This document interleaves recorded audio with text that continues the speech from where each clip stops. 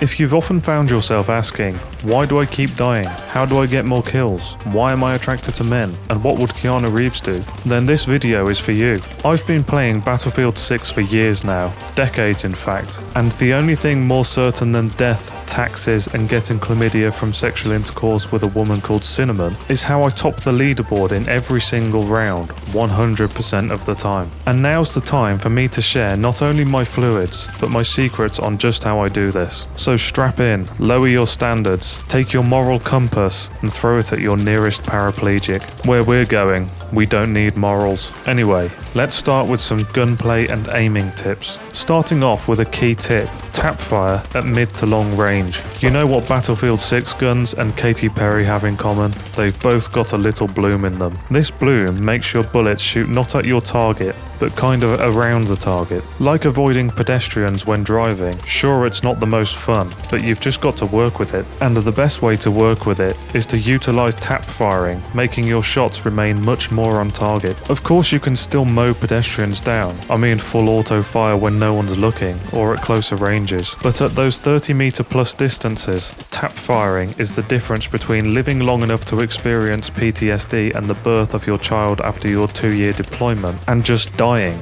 I mean, win-win, am I right? The next tip is to utilize hip fire when you're able to do so. I like to liken this to taking a piss. I mean, I know if I had to holster my dick after every piss, I'd waste a good 2 to 3 hours not playing Battlefield 6, and that's even taking into account my piss bucket. That's why you just gotta let it hang. No aiming down shaft. Just piss. So in Battlefield terms, no delay before firing gives you that split-second advantage. Use it wisely and be sure to empty your bucket before it overflows. I can't tell you how hard it is to get the smell of piss out of your carpet. Another big tip here, which is a medical condition I suffer immensely with. Be sure to pre-aim often, and I'm going to lump this into 1.5 tips. There's ADS pre-aim and simply crosshair stroke hip fire pre-aim. Put simply, you want to be prepared like a Boy Scout, minus the childhood trauma. Going around a potentially hot corner, ADS and peek around. See something you like? Take a shot and save it to your Definitely Touching Myself to That Later album. You can also just kill them if that's what you're into. And the 0.5 tip is just more of general awareness with your crosshair. Always have your crosshair where the enemy is most likely to appear from. Coming round a corner, line up with the edge at chest height. Going downstairs, line up with where they would be first visible. Enemy about to molest you? Get that crosshair on your delicate rim. Cover your 6 before he does. Number 4, use weapon attachments that suit your playstyle. Don't just go with the build guides you see on YouTube, unless it's one of mine, in which case you can disregard this point entirely and do as I say, sheep. But seriously, you should only listen to me. I mean, only use attachments that aid in the way you play. What good is optimizing for distance engagements if you predominantly like to be inside the enemy? Suppressors when you plan on longer distance engagements. Ritalin when coke works just fine. Next tip, you know what really helps when watching your neighbor get undressed? You got it. Magnification. I mean, if you don't want people to watch, then why only use a BS 3621 rated mortise deadlock with a hardened anti-drill faceplate on your front door?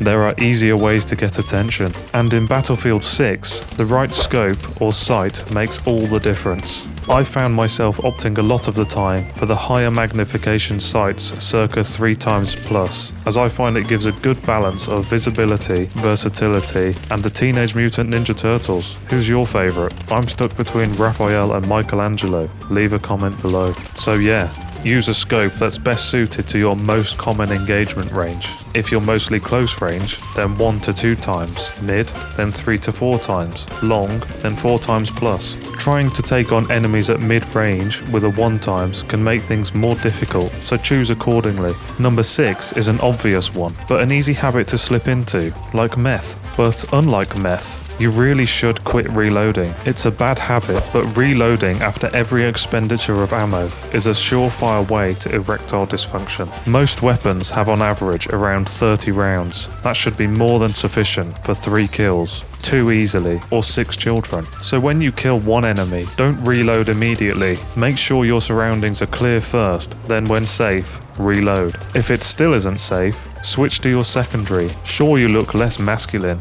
but doing chores in a thong while listening to the best of Hannah Montana is still doing chores. Now, onto some positioning and movement tips. Number 7, and this applies to all Battlefield titles really, play within your weapon's effective range. Kind of like know your limits, but instead of it being half a glass of Pepsi, because any more and my perception of what will fit comfortably in my anus becomes a little blurry, and then I have to explain to the paramedic how I slipped and a 16-piece crockery set got lodged in my rectum. Instead of that, it's just use short-range weapons at short range, mid-range at mid-range, and long at long. If you try and take on an enemy at long range with an SMG, the damage fall-off by that range will be severe, and you'd be better off just aggressively pelting them with your mum jokes for the amount of damage it will do. So in this case, simply don't engage, reposition, and then without their consent, violate them splendidly with your newfound appropriate range. And just like a dildo made for two, this works both ways. If you have a mid-range weapon like some of the assault rifles, trying to take on SMGs at short range will end like Charlie and the Chocolate Factory. The enemy, Willy Wonka, will, I don't know, something about chocolate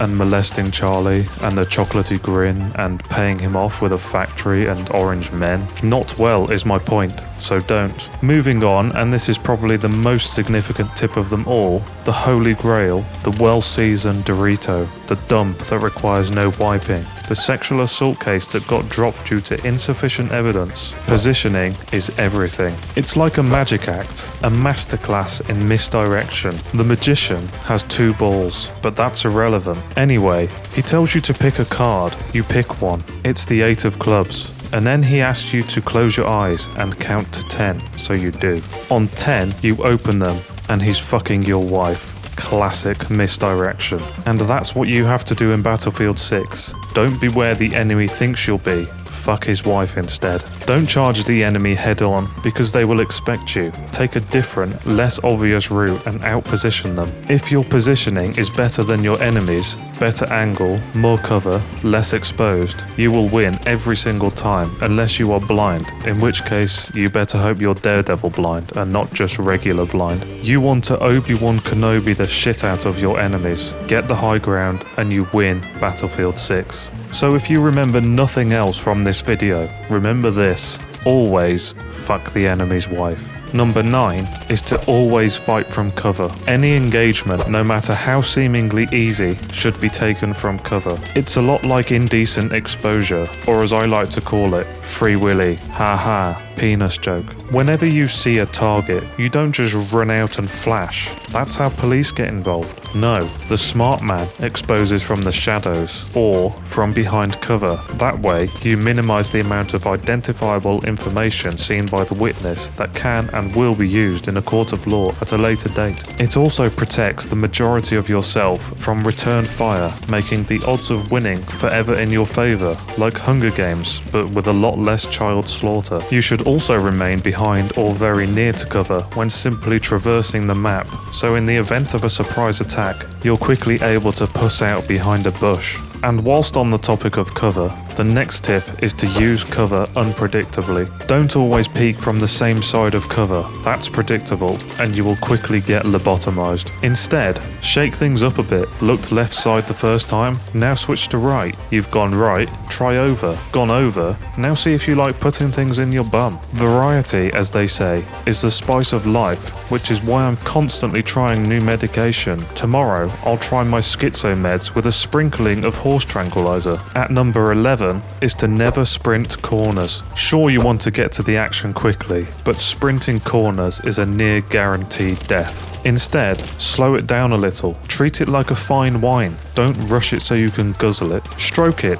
Open it, let it breathe, butt chug it like a refined gentleman, then go to A&E and ask them why your anus smells like a vineyard in the south of France, and don't leave till they've at least done the old scratch and sniff test. So yeah, approach corners with caution, pre-aim, then act accordingly. Number 12 now, and though this is seemingly pretty difficult in Battlefield 6, flanking is your friend, and there are varying degrees of flank, from the partial flank, to the full flank, and everything in between. At bare minimum, you should be doing the partial flank, meaning you should never be going the direct route to the enemies. You will become the actual glory hole, getting fucked from all sides with none of the fun, just sweat, shame, and stink, and possibly splinters. So go for the good old reach around. Find a new route around the main action and take your enemy from behind, because it's not gay if you're the one giving. And then we have the full flank. Can be high risk, but always high reward. Like saying you're a trans woman, then entering the ladies' showers at the gym. Simply take a route that is beyond the action, often the outskirts of a map.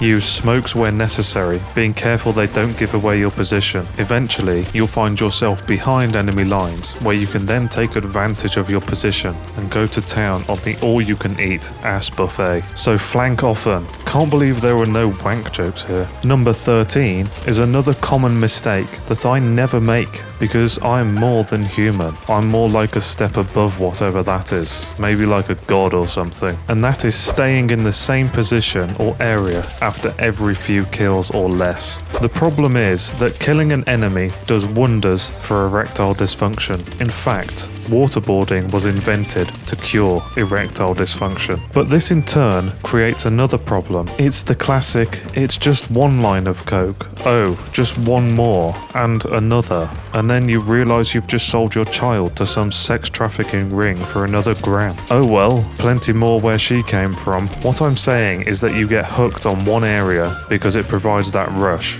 But the longer you stay in that spot, the easier it will be for enemies to find you. So the actual tip here is to make sure you move after every few kills or less, depending on the situation. And don't buy coke from sex traffickers. That is a t-shirt right there. For our next tip, you've probably heard the saying, using a sledgehammer to crack a nut. Well, that has no relevance to what I'm about to say. Utilize the sledgehammer to create new routes and expose your enemies. It's just like my neighbour's house. Once she realised I was able to bypass the front door, she moved countries, but that's why we have AirTags, you dumb bitch. And the sledgehammer was all that was needed to bypass her husband cock-blocking me. Some say her cries for help were a cry for help, but I know the game of hard to get when I see it. Anyway, it's a versatile tool that can bring down walls, allowing you more freedom in how you approach women. I mean enemies. Dealing with enemies holding a doorway? Take the side of the building, knock a wall down, and take them from an angle they weren't expecting. Be creative with it,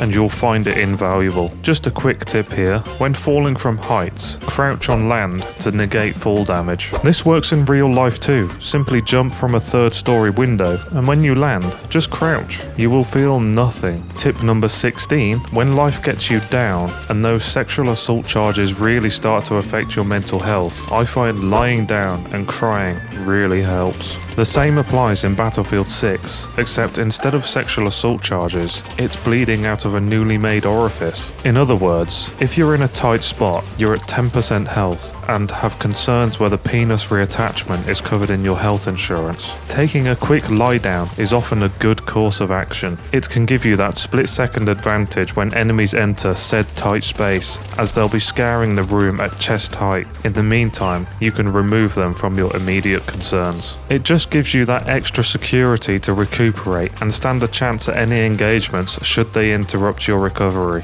Next is a tip for all Battlefield titles. Don't spawn into bad situations. Sure, they're in the middle of the action, and thus so will you be, but you know what won't spawn with you? That's right, CBD oil. So maintaining one's shit when all about you are losing theirs is quite the challenge. Bottom line, you will die before you even get your bearings. So unless you wish to be the lead protagonist in the next installment of 50 Shades of Anal Mutilation, spawn just outside the action, reorient yourself, chapstick your lips, recite positive affirmations such as I am not the rapee, I am the raper, or I see soon to be dead people, and go have some fun committing war crimes, you scamp. Now for some awareness and engagement tips. You know what sucks ass?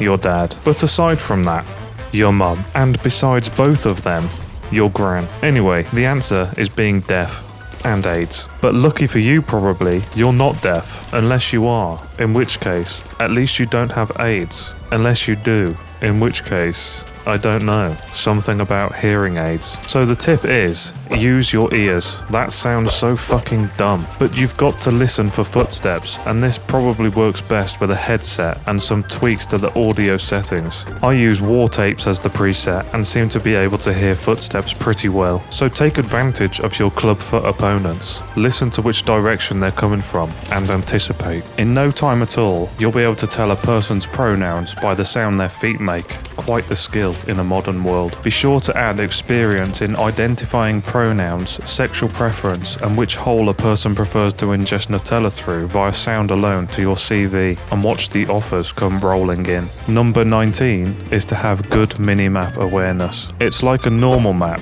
but for ants. And it's a vital tool to have in your arsenal. I'm sure you know how it works, but when an enemy fires, they will appear as a little dot on your minimap. You can use this vital information to Macaulay Culkin your enemy. In other words, anticipate, prepare, and make IEDs. I mean, Kevin McAllister was pretty lucky he got the fun, lovable criminals, and not the rapey sell your kidney on the black market type criminals, though that would have made for quite the family Christmas movie. But in basic terms, you simply observe your minimap periodically and anticipate your enemy's movements, allowing you to become a famous child actor, abuse various substances, and then turn your life around at a later date. So wholesome. Now, this is a tip I don't see mentioned that often, or at all, so we can safely assume that I invented it, just like my patent-pending edible dildo, it's a zucchini. And that is to turn off your lasers or flashlights when hiding. They can and often do give away your position immediately, allowing the enemy to impregnate your safe space. No lube and all hog. You wouldn't dress as a glory hole for Halloween. Ask me how I know. So don't advertise your couch on eBay at a competitive rate, or JD Vance will fuck you. I don't know. I think I've lost my way with this tip. Just don't vape and drive into kids. Number 21. Use suppressors. You know what really sucks balls? Your dad. Yes, this shit again. But really, it's appearing on the enemy minimap all the time. You thought I was going to say your mum. Well, sorry to disappoint, but she sucks cock. If only there were a way to stop this from happening. That's right, I just said it. Your dad sucks balls. It suppressors. Especially if you're planning on carrying out some risky flanks, suppressors almost become essential. With the many angles the enemy is able to make a deposit into your bank of bumfuck, having that minimap invisibility cloak and the philosopher's kidney stone can make or break a successful flank. But more generally, they're a great attachment to have and provide you with that additional advantage of unpredictability. Now, number 22. All those that said you shouldn't smoke are wrong. It will extend your life expectancy tenfold, and you look cool doing it. Cancer schmancer, that's what I say. Smoke up, champ. Unfortunately, currently smokes are class locked to support, which is shit, but nonetheless, use them. They're highly versatile, just like a rolling pin, flattening pastry, shaping dough, tenderizing meat, domestic assault, shoving it up your ass. And the kids love this one, juggling. Use it as soft cover for revives. Throw it at your feet when in a tight spot to reposition. And another sneaky trick I like to do, because I'm a fucking rascal, is to throw a smoke one way but run the other. The enemy thinks you're running into the smoke. Remember, classic misdirection. Throw smokes at the enemy so they can see about as much as that funny kid with the white stick that's just awful at dodgeball. Use it to traverse open spaces or attempt risky flanks. Use it to push objectives. The possibilities, like the Justice League Director's Cut, are never ending. And finally, tip number 23. Underlying everything is to stay unpredictable. For instance, guess what comes next in this sequence? Monday, Tuesday, Wednesday.